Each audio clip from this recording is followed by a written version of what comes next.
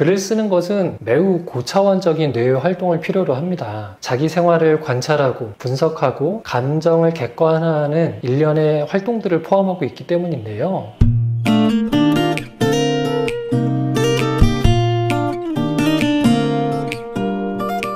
안녕하세요. 마음치유공간 여백의 여백직입니다. 오늘은 도박 중독 회복을 위한 실천 방법 중에 하나로요. 많은 분들이 간과하고 있지만 의외로 강력한 효과가 있는 일기 쓰기에 대해서 이야기해 보겠습니다. 일기 쓰기는 단순히 스토리나 감정을 정리하는 게 아니고요. 우리 뇌를 변화시키고 감정을 조절하고 중독 행동을 멈추게 하는 힘이 있는데요. 오늘 영상에서는 일기 쓰기가 우리 뇌와 마음에 어떤 변화를 일으키는지 심리학과 뇌과학에서 밝혀낸 일기 쓰기의 효과, 그리고 도박 중독 회복을 위한 구체적인 일기 쓰기 방법까지 한번 살펴보겠습니다. 먼저 일기 쓰기가 우리 뇌와 심리에 어떤 변화를 일으키는지 일기 쓰기의 효과에 대해서 살펴볼 텐데요. 첫 번째는 일기 쓰기는 우리 뇌의 전전두엽을 활성화시킵니다. 뇌에서 감정 조절과 통제를 담당하는 기관이 전전두엽인데요. 글을 쓸 때 이 전전두엽이 많이 활성화됩니다. 예전 영상에서 도박 중독 때문에 뇌에서 가장 약해진 영역이 바로 전전두엽이고, 도박 중독의 회복은 결국 이 전전두엽의 기능을 회복시키는 것이다 라고 이렇게 말씀드린 적이 있는데요. 일기를 쓰는 행위가 약해진 전전두엽의 기능을 강화시켜 주고요. 글을 쓰는 것은 매우 고차원적인 뇌의 활동을 필요로 합니다. 자기 생활을 관찰하고 분석하고 감정을 객관화하는 일련의 활동들을 포함하고 있기 때문인데요. 이런 활동들이 전전두엽의 기능을 활성화시켜주고 강화시켜준다, 이렇게 생각하시면 쉬울 것 같아요. 두 번째로요, 일기 쓰기는 부정적인 감정을 해소하는 뇌회로의 활동을 증가시켜줍니다.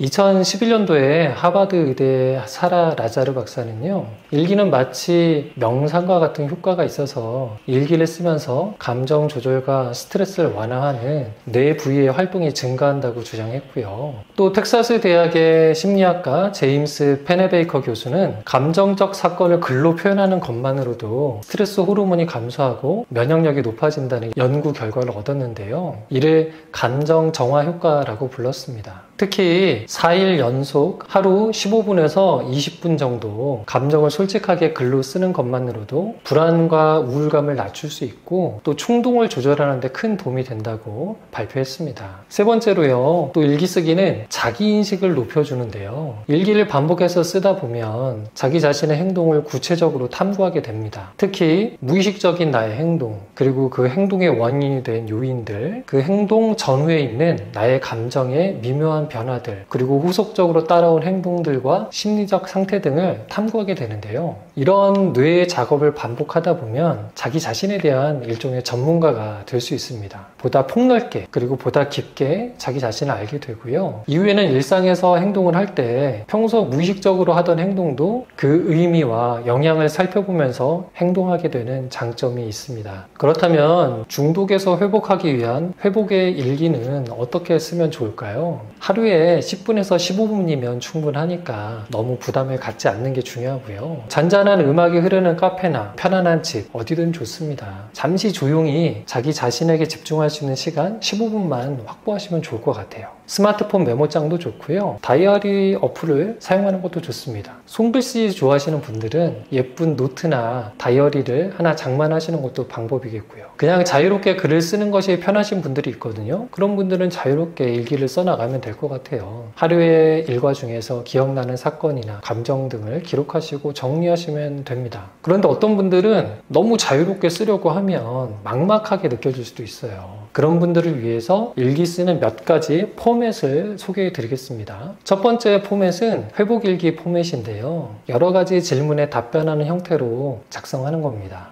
예를 들면요, 첫 번째, 오늘 하루 내 감정은 어땠는가, 이것에 대한 답변을 쓰는 거죠. 우울한 기분이었고 무료함도 느꼈다 등등등. 두 번째 질문, 도박 생각이 들었던 순간은 언제였는가. 회사 동료들이 점심시간에 주식 이야기를 하는데 그때 자극을 받았다 뭐 등등의 내용들이요. 세 번째, 그때 내가 어떻게 반응했는가. 계속 자극이 되는 것 같아서 커피 한 잔 타 마시면서 시간을 보냈다. 네 번째, 오늘 내가 잘한 행동은 무엇인가. 도박 충동을 피한 거, 솔직하게 기록한 거, 저녁 식사 후에 설거지한 거 등등 이런 것들을 기록할 수 있습니다. 다섯 번째, 내일을 위한 다짐. 내일은 월급날인데 도박 충동에 흔들리지 말아야겠다. 이렇게 다짐할 수 있고요. 여섯 번째로 나에게 하고 싶은 말, 무료함을 견디느라 수고 많았다. 이런 식으로 한 6가지 질문에 대해서 답변을 해보는 형태로 작성할 수 있습니다. 다른 포맷도 있는데요. 하나는 감사일기 포맷입니다. 하루에 감사한 일 3가지 기록하기, 이런 형태로 기록할 수도 있겠고요. 또 감정일기 포맷도 있습니다. 하루 중에 가장 강하게 느낀 감정 1가지 적고 그 감정과 관련된 사건, 그 결과에 대해 기록하기, 이런 형태로 작성할 수 있거든요. 제가 몇 가지 예시를 드렸지만 이것 이외에도 많은 포맷들이 있을 수 있습니다. 또 자기 자신이 자유롭게 포맷을 만들어 작성하셔도 되고요. 스마트폰 애플리케이션 중에 다이어리 어플의 포맷을 사용하시는 것도 방법입니다. 꼭 도박과 회복과 관련되지 않더라도 자기만의 포맷을 만들어 작성하시는 것도 가능하니까 한번 시도해보면 좋을 것 같습니다. 일기는 꾸준히 쓸 때 효과가 좋은데요. 꾸준히 실천하기 위한 꿀팁을 설명드릴게요.